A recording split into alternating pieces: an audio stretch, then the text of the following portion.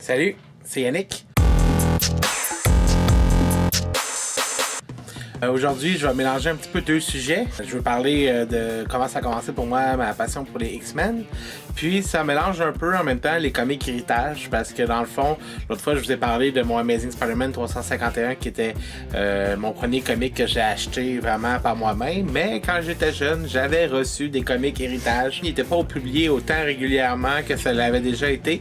Ce que j'avais comme comic héritage, c'était surtout les albums Jumbo que tu peux retrouver dans les dépanneurs ou des fois dans des papeteries. Il y avait les gros albums Jumbo avec des recueils de plusieurs numéros. Puis c'est là que je suis tombé sur un album Jumbo Héritage, 2 numéros doubles de X-Men, des Uncanny X-Men, en fait les mystérieux X-Men, ceux qui s'en rappellent.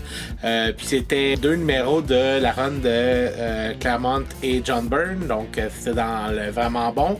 Je sais pas si vous vous rappelez, mais ils ont fait Dark Phoenix Saga, donc dans les comics héritage. Puis moi c'était direct là-dedans que je suis tombé, donc j'étais assez chanceux. Dans ces Jumbo-là, des fois, ce qui était le problème, c'est qu'ils mêlaient pas tout à fait tout le temps les deux comics qui se suivaient un après l'autre. Donc des fois, tu avais le numéro, mettons, 13-14 dans un numéro double au début de l'album. À la fin de l'album Jumbo, tu avais 17-18, mettons. Fait que là, il te manquait les numéros entre les deux. Fait que là, tu essaies de trouver ça dans d'autres albums des fois. Malheureusement, moi, j'ai jamais eu la fin de l'histoire. Donc ça a pris ben des années avant que j'aie la fin de Dark Phoenix Saga. C'est peut-être ça qui m'a intrigué, dans le fond, de savoir comment ça allait continuer. Les 2 numéros que j'ai lus en premier, donc de X-Men, c'était des numéros contre Proteus. Donc je sais qu'ils se rappellent un peu de l'époque. Donc juste avant Dark Phoenix Saga, les X-Men se pognent contre Proteus, qui est le fils de Moira McTaggart, un esprit malsain qui peut posséder les gens, puis qui les tue en même temps qu'il les possède, puis qui avait des pouvoirs de pouvoir manipuler la réalité comme qu'il voulait. C'était quand même un ennemi assez majeur qui a pris tout ce qu'il y avait dans les X-Men pour le vaincre.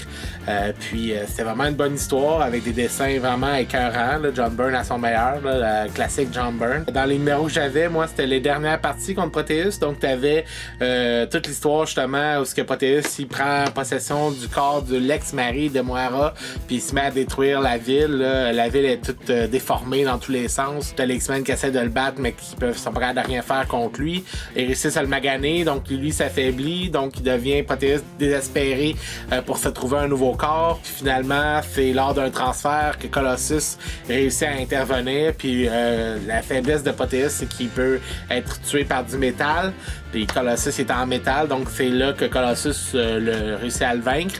Ça a été la première fois que Colossus tuait quelqu'un, donc ça a beaucoup changé le personnage aussi.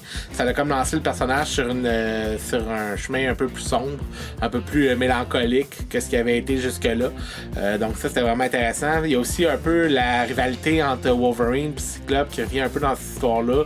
Il y a un bout dans l'histoire où les X-Men ont comme un moment pour relaxer, puis là, Cyclope, il détecte que Wolverine n'est pas dans son état, il est vraiment troublé par son combat contre Proteus, puis Nightcrawler se sont fait déformer par Proteus, tout ça, puis tu vois qu'ils sont un peu troublés. Puis là, Cyclope, en bon leader, il décide de justement provoquer Wolverine là, pour lui redonner un peu ses sens. Puis là, il y a un petit combat friendly entre les deux. Donc moi, j'ai trouvé vraiment ça bon cette époque-là. C'était vraiment l'esprit de famille des X-Men. C'était pas juste des héros ensemble, c'était vraiment une famille. C'est toujours un élément qui est resté aussi avec les X-Men pendant plusieurs années, peut-être moins récemment, mais pendant longtemps, là, avec les petites games de baseball, toutes ces affaires-là qu'il y avait dans les comics pendant des années, là, sous Chris Claremont, puis même d'autres auteurs ont fait ça aussi après. T'avais vraiment l'impression que les X-Men, c'était vraiment une famille de héros qui était vraiment unie. Puis c'est là un peu, je pense que ça a commencé vraiment là, dans le Dark Phoenix Saga.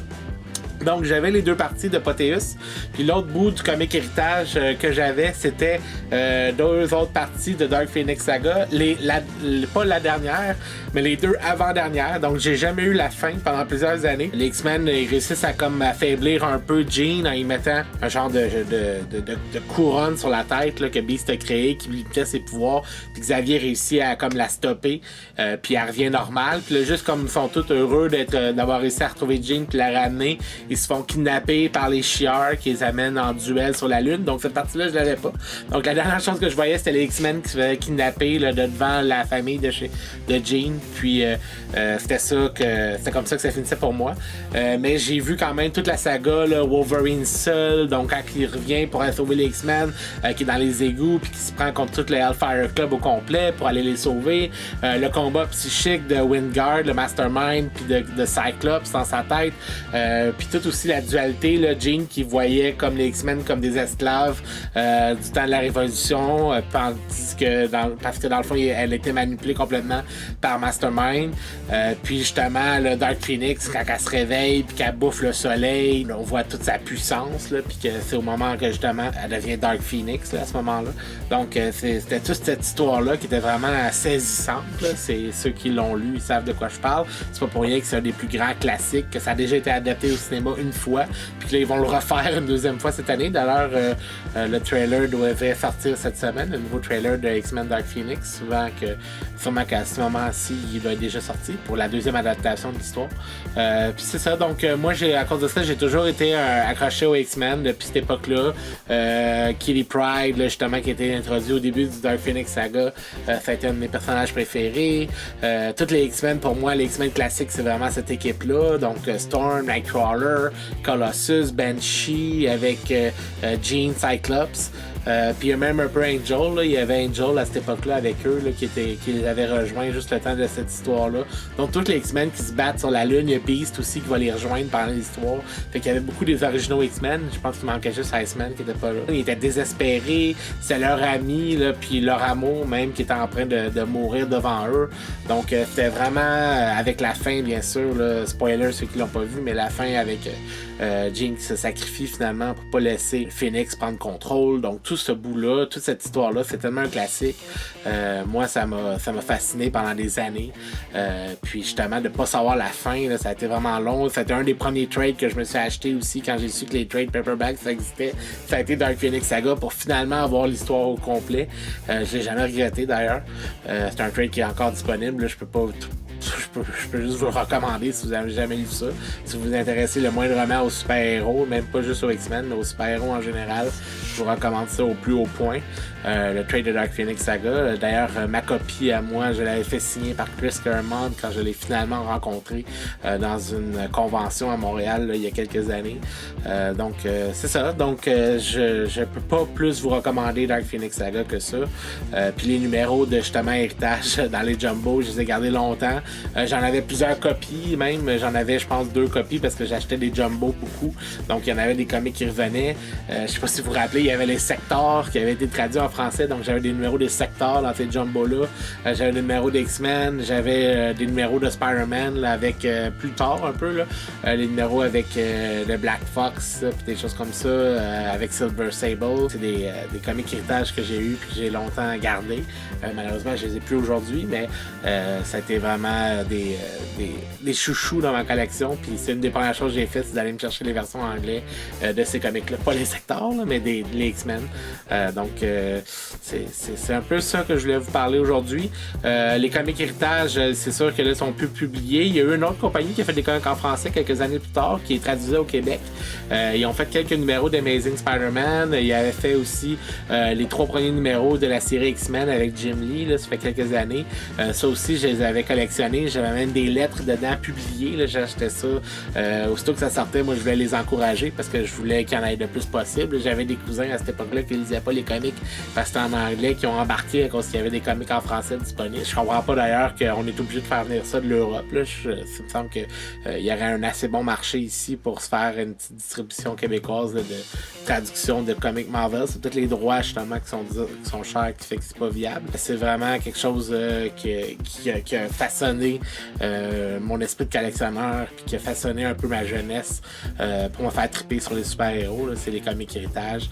Je me rappelle des articles là, dedans, les gens qui voulaient en échanger des numéros dans les pages des annonces, les petites histoires au milieu. Il y avait une histoire de Fantastic Four là, dans les pages au milieu que tu pouvais suivre. Aussi des fois, il y avait plusieurs BD qui étaient comme ça, placés au milieu en 2 numéros, dans les numéros doubles. Les Star Wars 3 en 1, je me rappelle de tout ça.